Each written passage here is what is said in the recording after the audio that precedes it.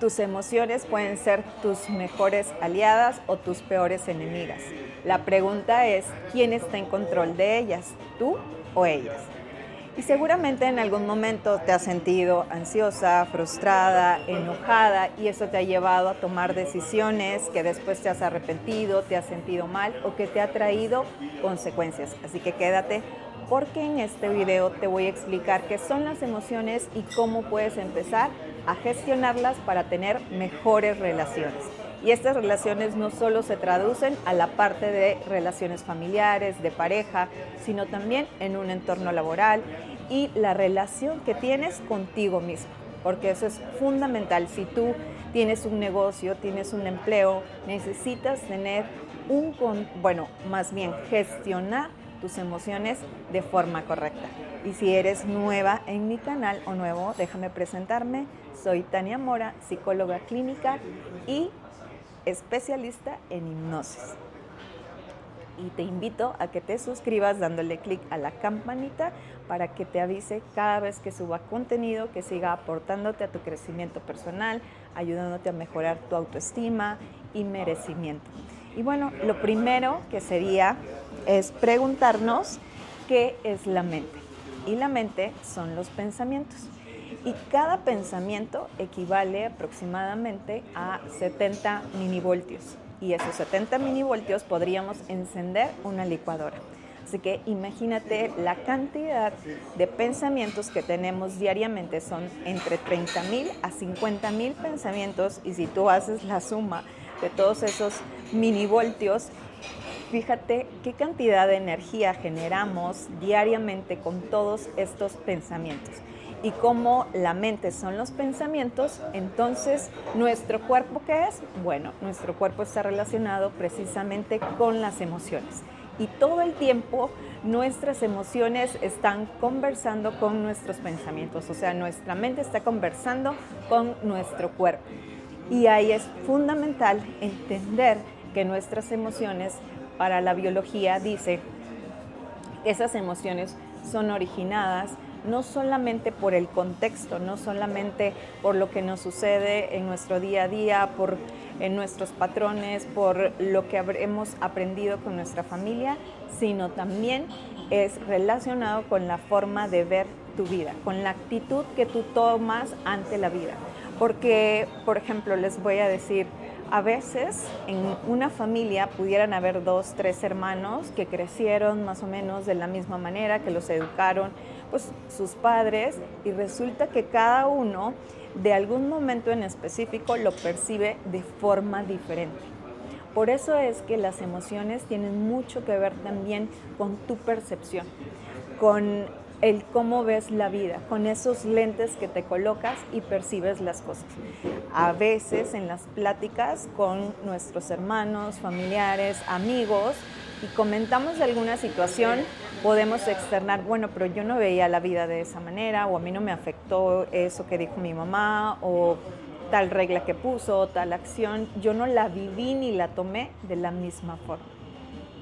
Y cuando nosotros entendemos que las emociones también son muy individuales, podremos comprender y analizar que a lo mejor yo no voy a percibir el mundo ni a las demás personas de la misma forma, y por eso empezamos a tener conflictos en nuestras relaciones de pareja o nuestras relaciones sociales, familiares, porque queremos que las demás personas vean la vida o nuestro mundo a través de nuestros ojos. Y eso no es posible. Aparte de que nuestras emociones no solamente perciben a través de nuestros sentidos, de nuestros 5 sentidos, sino también ahora la ciencia nos ha dicho que hay otro sentido más que igual envía información diariamente y que se refleja en nuestras emociones. Y es algo que se llama interocepción. ¿Y esto qué quiere decir? Bueno, pues que nuestros órganos internos, que nuestras vísceras también envían información. Imagínate que tú tengas un dolor, que tengas gastritis, que tengas colitis, que tengas algún malestar interno que tú no estás percibiendo, ¿sí? en este instante, pero resulta que tu cuerpo sí. Y entonces esa sensación también influye en el tema de tus emociones. Además, de que nuestro cerebro, en realidad antes existía un mito de que no lo ocupábamos y que solo utilizábamos un porcentaje. Pues no es cierto, eso es un mito, como te lo acabo de decir. En realidad todos ocupamos o utilizamos nuestro cerebro. Lo único que sí no hacemos es que no utilizamos todo el cerebro en simultáneo. No lo utilizamos al mismo tiempo. Por lo regular, utilizamos el 2% de nuestro cerebro a la hora de hacer una actividad. Un ejemplo, si yo ahorita estoy tocando una guitarra, bueno, esas áreas que son las encargadas o en la zona en donde está el desarrollo de ciertas habilidades artísticas son las que voy a estar ocupando. Si yo dejo de hacer eso y a lo mejor ahora entro y me siento a leer un libro, a estudiar, bueno, ahora se van a apagar aquellas zonas o áreas y ahora se van a encender estas zonas del cerebro que son las que me ayudan a poder concentrarme, leer, estudiar, comprender los conceptos. Entonces, no podemos utilizarlo todo al mismo tiempo, pero sí sí utilizamos ese 2%. Y bueno, ¿y eso qué tiene que ver? Imagínate que cuando tú estás en un estado de furia, de estrés, de rabia, de una intensidad, porque las emociones, el tema es que solo duran unos segundos. Y tú te preguntarás, ¿pero cómo es posible eso? Si yo estoy enojada desde hace, no sé, horas, días, semanas, años. Ok, eso no es una emoción, eso ya es un sentimiento. Y obviamente tiene mucho que ver con tus pensamientos, con la forma en la que tú percibes la vida y por eso todavía sigues teniendo esa sensación de esa emoción, de ese enojo, de ese resentimiento, de ese coraje. ¿Sí? Entonces, cuando nosotros estamos en un estado emocional muy intenso, nuestro cerebro se alimenta de oxígeno y glucosa. Y en ese instante, y como a tu cerebro lo que le interesa es sobrevivir en ese instante, el cerebro, digamos que en esa zona, en esa parte en donde está concentrada la intensidad de la emoción del enojo, si nosotros utilizamos un 2%, digo, voy a poner solo un ejemplo para que tú puedas comprender. Si nosotros utilizamos un 2%, en ese momento el 1.9% está concentrado de tu enojo en esa área. Todo el oxígeno y la glucosa de nuestro cerebro con el que se alimenta está ahí. Así que el 0.1% estaría, digamos, en la razón.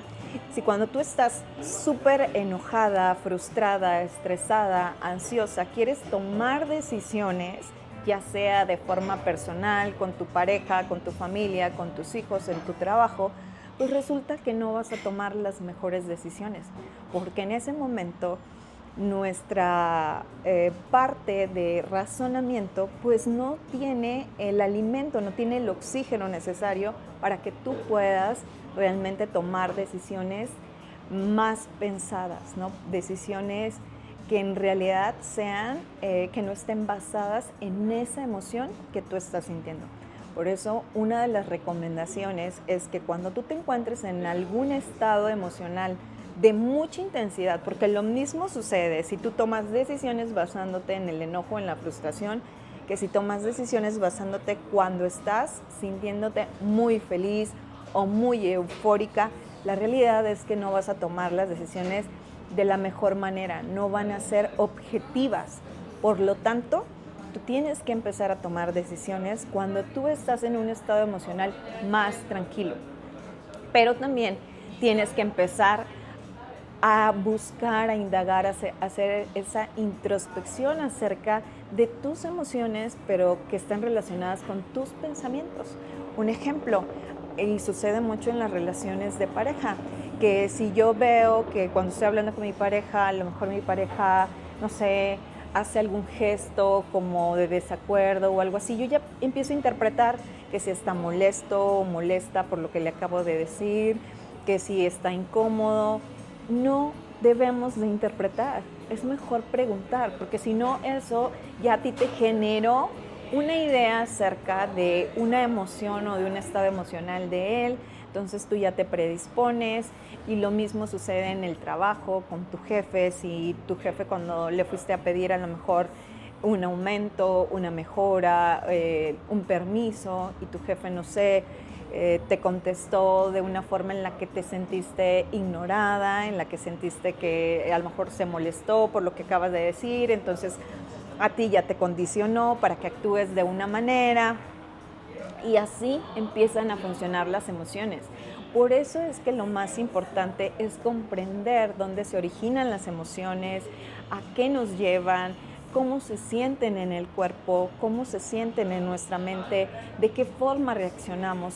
¿Por qué? Porque las emociones son las que también determinan cómo te va en la vida, porque no es lo mismo tomar decisiones basadas en emociones que posiblemente tú lleves sintiéndote de esa forma hace 3 años, 5 años, 10 años, y si tienes 30, 40, 50, 20 años, pues obviamente llevas comportándote más o menos de la misma manera, al menos que hayas hecho algunos cambios. Entonces, cuando nosotros comprendemos dónde se originan el componente biológico, que sí es muy importante, porque la biología juega un papel fundamental en estas emociones, y que aparte estas emociones se reflejan también en nuestro cuerpo, porque alguien posiblemente, y esto la psicología lleva muchos años diciéndolo, pero ahora la ciencia lo ha comprobado, en el que como las personas que no expresan sus emociones, que se las callan, se las guardan, van al cuerpo.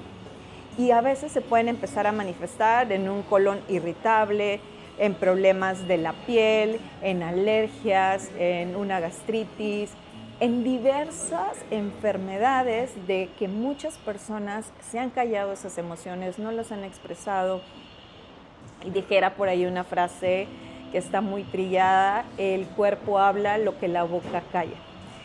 Entonces, nuestros padres no nos enseñaron a gestionar las emociones, al contrario, muchos de ellos nos enseñaron a silenciarlas, porque yo también fui parte de ellos, ¿no? De esta generación en la que nuestros papás no tenían las herramientas, no lo hicieron con dolo, no tenían las herramientas para enseñarnos a gestionar nuestras emociones, y nosotros hemos hecho también lo que hemos podido con lo que hemos tenido. Así que el papel principal ahora es de ser el actor, el protagonista de tu vida, y empezar a cambiar todo eso que en algún momento no nos enseñaron, no teníamos las herramientas, pero que ahora hay muchísima información en podcasts, en libros, en influencers, en personas que seguimos, pero de que sí son personas o medios o información que son reales, que están basadas en ciencia, que están basadas en experiencias, que están basadas en que no es chatarra mental, ¿ok? Porque en el internet nos podemos encontrar muchísimas cosas de todo tipo. Entonces, cuando nosotros aprendemos y entendemos que funcionamos mucho de forma emocional, porque se los he repetido, los seres humanos tomamos decisiones el 95% desde que nos levantamos hasta dormirnos basado en nuestras emociones. Solo el 5% es racional. Entonces, si somos seres tan emocionales, lo primero que tendríamos que hacer sería empezar a aprender acerca de nuestras emociones, cómo funcionan y cómo las podemos gestionar o mejorar. Así que yo te recomiendo que no tomes decisiones basadas en esas emociones. Que si eres una persona que eres muy reactiva ante una emoción, porque una emoción no la debemos de callar, pero sí lo que sí podemos hacer es gestionar la expresión de esa emoción. ¿A qué me refiero?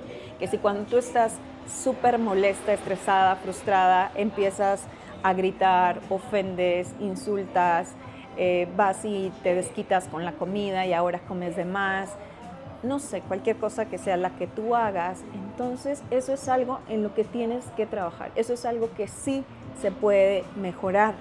No podemos anular las emociones, quitarlas, eso es imposible, forma parte de, es como respirar. Vaya, de esa misma manera también nuestras emociones funcionan. Y ya que nosotros hayamos identificado cómo reaccionamos ante esas emociones, yo te invito a que tú empieces a visualizar, y esa es una herramienta súper práctica, muy fácil y muy sencilla de empezar a hacer. que empieces a visualizar cómo vas a reaccionar a partir de ahora ante tus emociones, que además las emociones tendemos mucho a responsabilizar a los demás, pero los demás no son responsables de lo que tú sientes, los demás no son responsables de cómo gestionas tus emociones, ¿ok? No podemos controlar al exterior, ni a nuestra pareja, ni a nuestros hijos, a nuestro jefe, el clima, el gobierno, a nadie. A la única persona que nosotros podemos controlar es a nosotros mismos. Entonces, cuando nosotros tomemos la responsabilidad de nuestras emociones, también nuestra vida va a empezar a cambiar, porque en el momento en el que tú te haces responsable, entonces te das cuenta puntualmente de qué es lo que tienes que trabajar y mejorar. Y es muy importante practicar y practicar y practicar, porque el cerebro aprende a través de hábitos y estos hábitos solo se logran a través de la repetición constante y quizás no siempre te va a salir perfecto en un principio o en un inicio, pero conforme lo vas haciendo vas mejorando y también te vas sintiendo mejor contigo, te va dando esa sensación de satisfacción, de logro, de sentirte capaz de hacer las cosas. Y no importa la edad que tengas, porque es posible cambiar. En el cerebro hay algo que se llama neuroplasticidad, que es precisamente esa capacidad que tenemos los seres humanos para poder hacer cambios, no importa la edad que tengamos. Ese también es otro mito, creer que porque tengo 40, 50 años ya no es posible cambiar.